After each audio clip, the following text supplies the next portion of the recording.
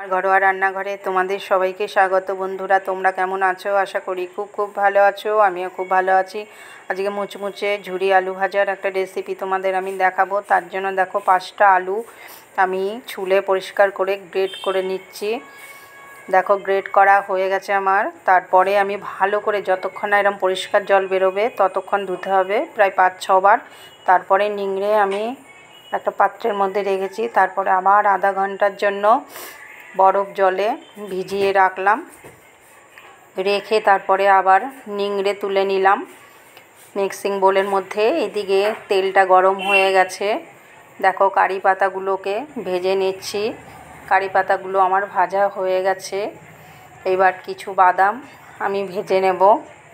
দেখো বাদামগুলোকে নাড়াচাড়া দিয়ে ভালো করে আমি লাল লাল করে ভেজে তুলে নিলাম।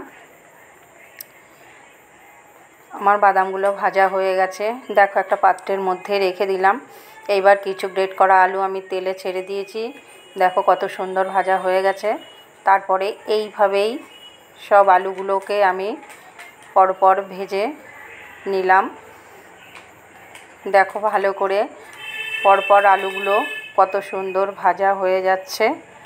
মুচমুচে করে আমি সব ভেজে তুলে নিচ্ছি। এইবার দেখো আমি কটা লঙ্কা ভেজে নিচ্ছি। এই লঙ্কাগুলোকে আমি গার্নিশ করার জন্য ভেজে নিলাম।